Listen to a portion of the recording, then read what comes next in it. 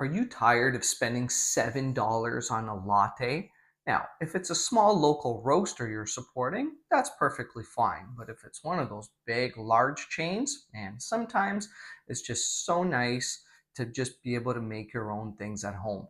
And I can show you how you can do it without a $3,000+ equipment setup, with just something that you might find in your cupboard that you may have stashed away because you couldn't really find a great use for it.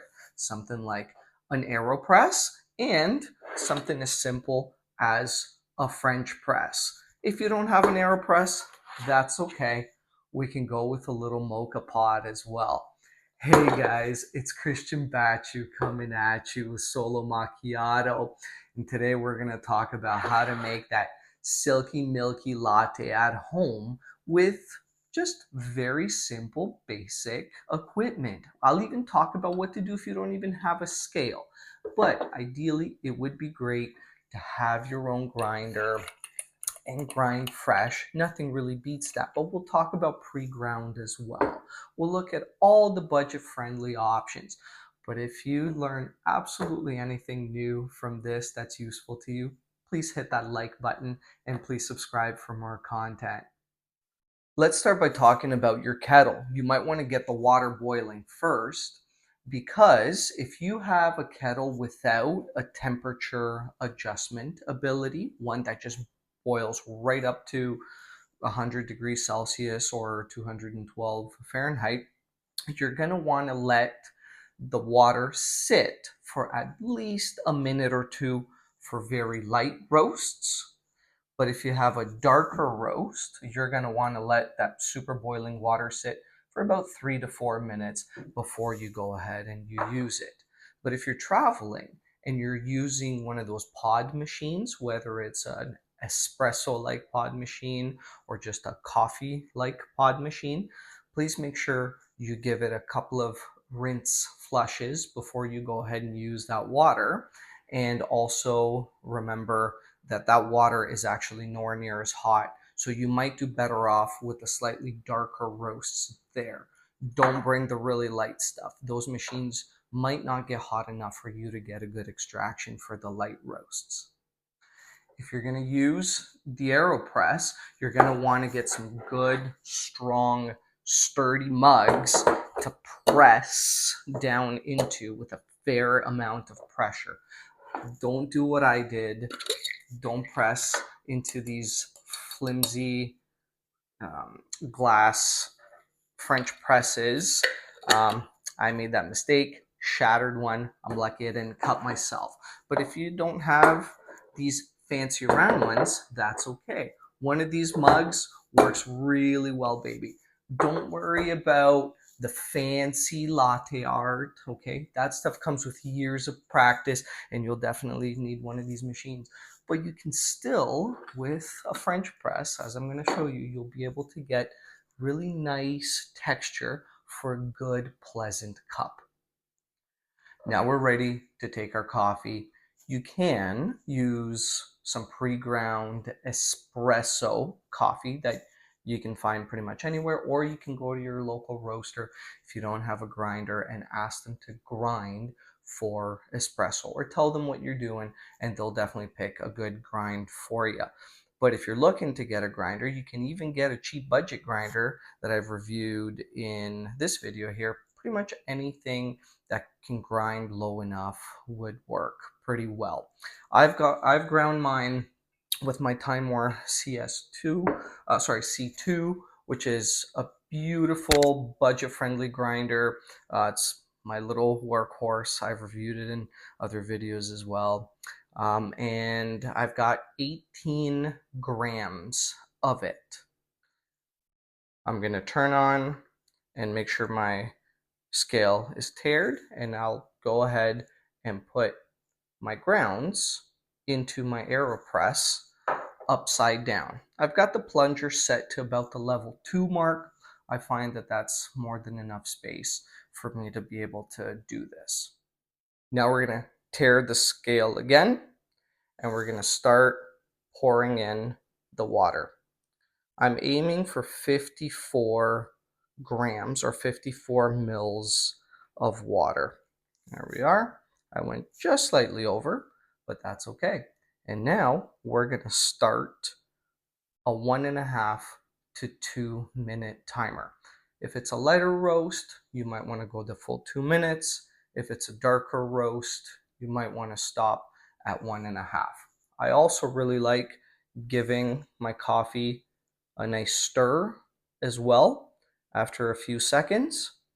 And you can go ahead and do that with the included little stir stick, or you can just bring this along the scoop, or you can use literally any other utensil from your kitchen. What I've tested out is if you don't have a scale, you can use the scoop and pour 1.5 scoops. So one full scoop of water. And then the second one, you can go right up to this plastic seam. Just kind of look down at it, eyeball it as best you can, and you should get pretty close to that 54 grams of water. Without a scale, I've noticed that it's again about 1.5 scoops of coffee to get that desired 18 grams.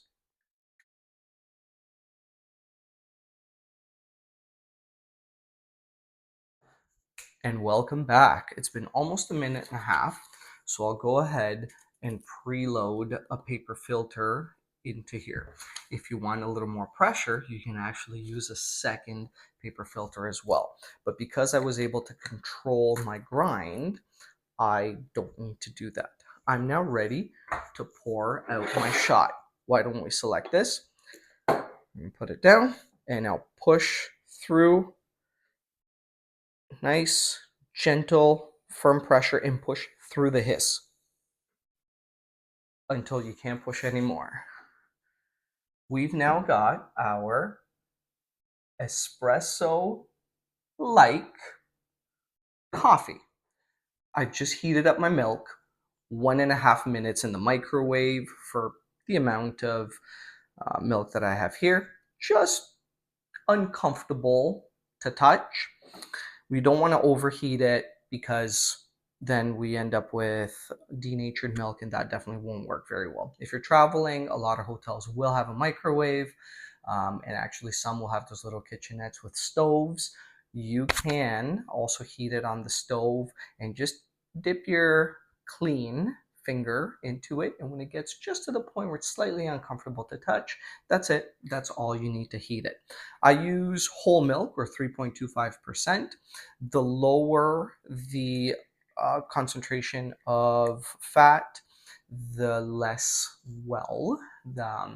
you're going to be able to get texture out of it. If you're going to use milk alternatives like soy or oat, etc., make sure you use the ones that have the word barista on them, because those have emulsifiers in them that allow you to get some good texture. Now we're going to go ahead and pump 3 big pumps of air from up high to get that air down, and then 25 little pumps below the surface of the milk to incorporate it. Here we go. 1, 2, 3. 1, 2. Perfect. So now we'll see how well textured that is. Not gonna lie, if you want any attempt at pouring any sort of latte art, you're going to want to use a frothing pitcher. So go ahead, transfer it over, and give it a few taps to get any bubbles that have formed at the top out of the way, and keep it in constant motion. And now we're going to try some latte art. As we keep it swirling, we'll tilt our cup. We're going to start to pour up high, let it settle for a second, and then we're going to pull through, and that's as best as we're going to do for a heart. with this. Again, the goal is not to do fancy schmancy barista style latte art, but to get a nice enough texture to give you a good drink. Let's try it. Oh wow, that's actually really nice. Oh, it definitely helps that I have really fresh Brazilian beans with the chocolate notes, nuts, a little bit of honey. Oh man, if anybody has any other previous experiences with trying to improvise a latte at home or on the go, please drop those experiences in the comments section. I'm always looking to learn from everyone and try new methods and see what works best. But in the meantime, man, this is a really nice textured latte. Remember, life is beautiful.